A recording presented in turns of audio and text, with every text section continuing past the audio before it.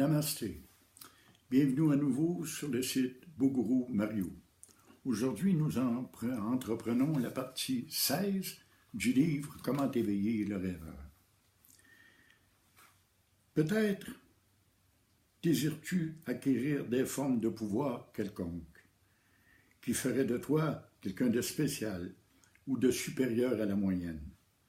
Peut-être encore espères-tu trouver une manière, une méthode, une science qui te permettrait d'avoir un plus grand contrôle sur ta vie, sur ton destin et celui des autres aussi.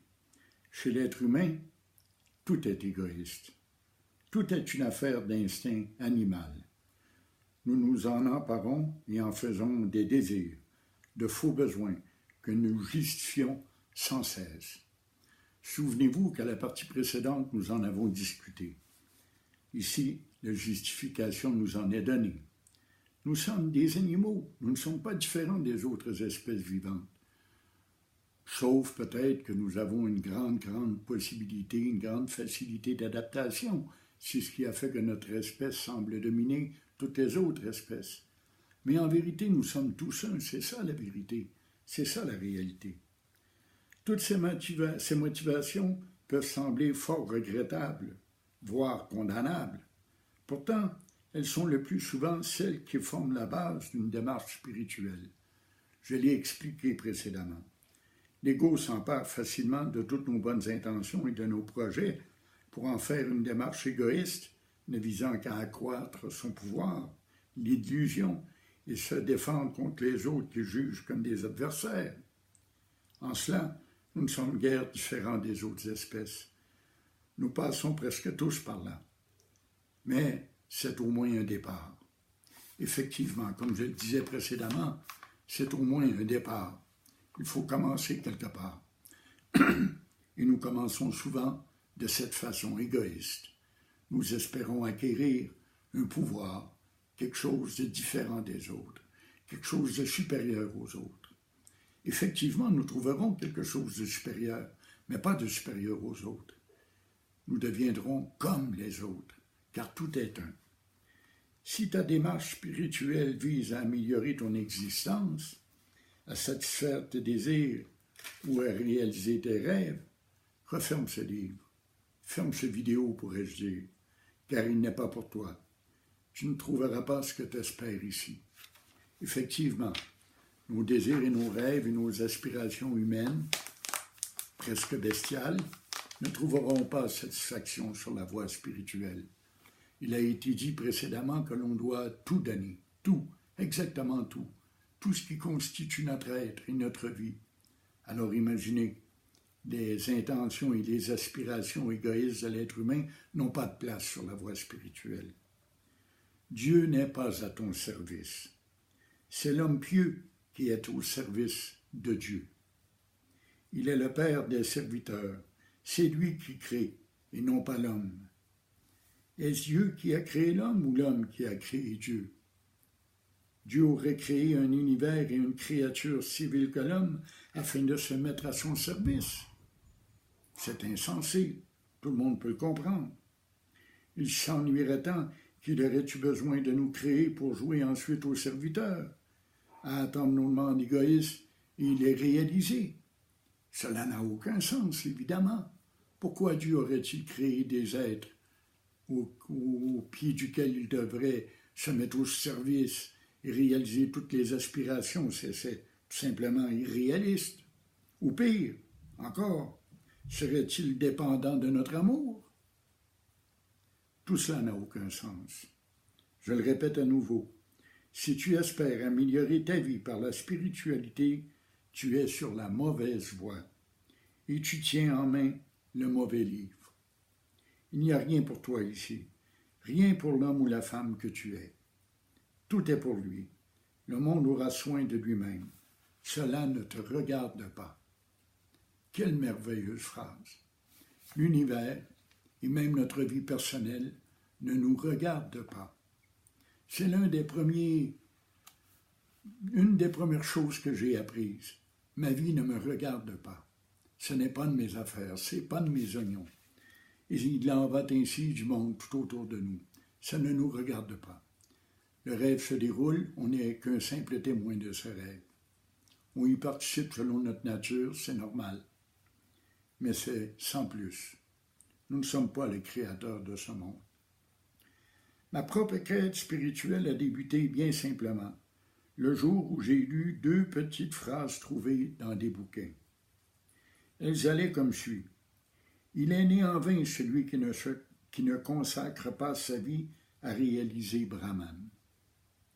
Il est né en vain celui qui ne consacre pas sa vie à réaliser Brahman, c'est-à-dire à réaliser sa véritable nature.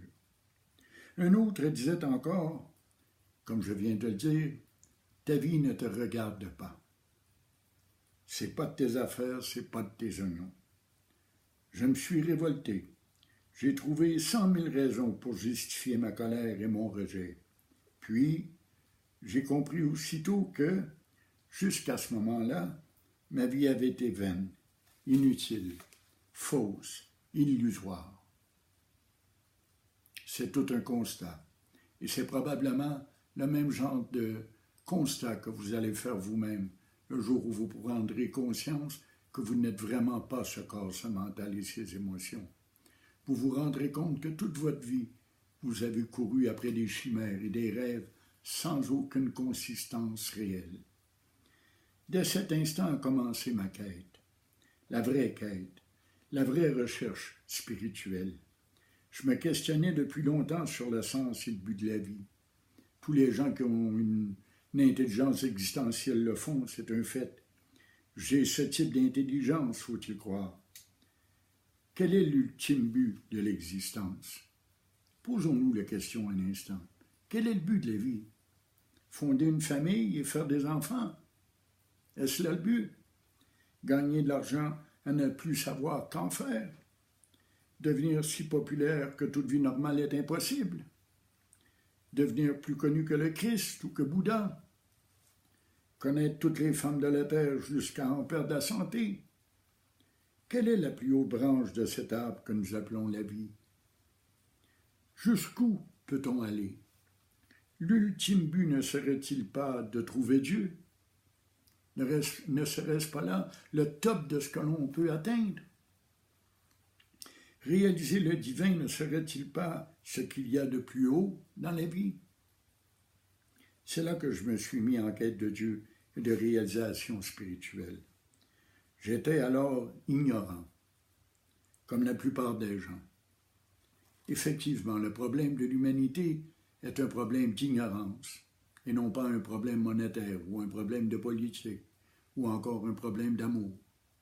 De l'amour, il y en a tout plein sur la planète. La politique peut changer à tout moment, et l'argent est une invention humaine, tout simplement. Mais ce qu'il manque, c'est la connaissance réelle, l'expérience spirituelle. Et le monde est en train de se transformer. Et j'espère y participer, car je suis de ce monde. Je suis ce monde. Comme toi, nous sommes divins. J'ignorais dans quel genre d'engrenage je venais de mettre le pied. Jamais je n'aurais osé imaginer que cette aventure serait aussi belle, aussi palpitante, aussi passionnante. Effectivement, bien des gens ont tendance à croire que la vie spirituelle, c'est quelque chose de plate, d'ennuyeux, de drabe, de noir et blanc. Et c'est pourtant le contraire. La vie spirituelle, c'est probablement la plus belle aventure que l'on peut connaître dans une existence humaine. Cheminer spirituellement apporte des transformations intérieures inimaginables. C'est le top des tops, c'est le plus haut niveau, la plus haute branche de l'arbre que l'on puisse atteindre. C'est ça qu'il est important de comprendre. Si tu vises ce qu'il y a de plus haut, parce qu'on ne peut pas se contenter de moins, eh bien alors tu es sur la bonne voie, sur la voie de la spiritualité. Mais au fait, qu'est-ce que l'on entend par le fait d'être éveillé? Voilà une bonne question. L'éveil n'est rien de plus que de vivre. C'est simple. Vivre ce qui est présent, ici et maintenant, en toute acceptation, sans plus, sans juger, sans désirer autre chose que ce qui est, C'est tout.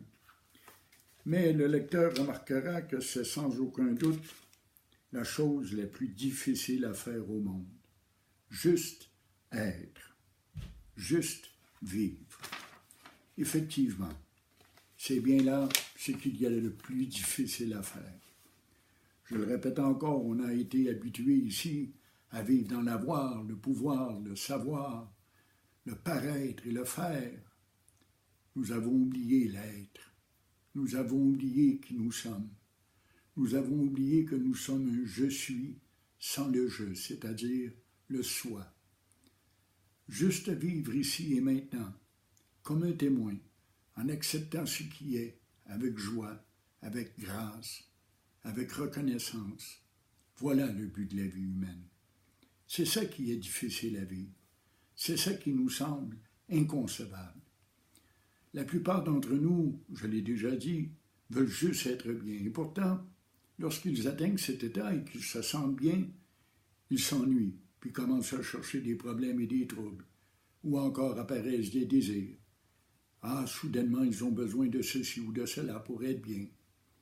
C'est ce qu'on fait la plupart du temps, c'est ce qu'on a appris à faire, c'est ce qu'on nous a enseigné à faire. Aujourd'hui, l'enseignement est différent, il prend une autre tournure. Il prend un tournant des plus capitales. Il vous amène au flanc d'une montagne qu'il vous faudra escalader, pierre par pierre. Et à chaque pierre, il y aura des efforts à faire. Ça prendra beaucoup de discipline et de bonne volonté.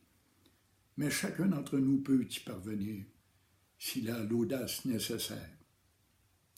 Alors, encore une fois, vous le savez, je vous invite à vous abonner à la chaîne Bougourou et vous pouvez m'envoyer vos questions et vos commentaires. Je me fais toujours un plaisir d'y répondre dans les plus brefs délais. Partagez les vidéos que vous découvrez avec vos amis, avec votre famille, vos connaissances, parce que l'heure du grand dévoilement est venue. L'heure de la grande révélation est déjà présente. L'âge d'or est commencé et nous devons la construire ensemble, pierre par pierre. Je vous souhaite une excellente fin de journée. Merci.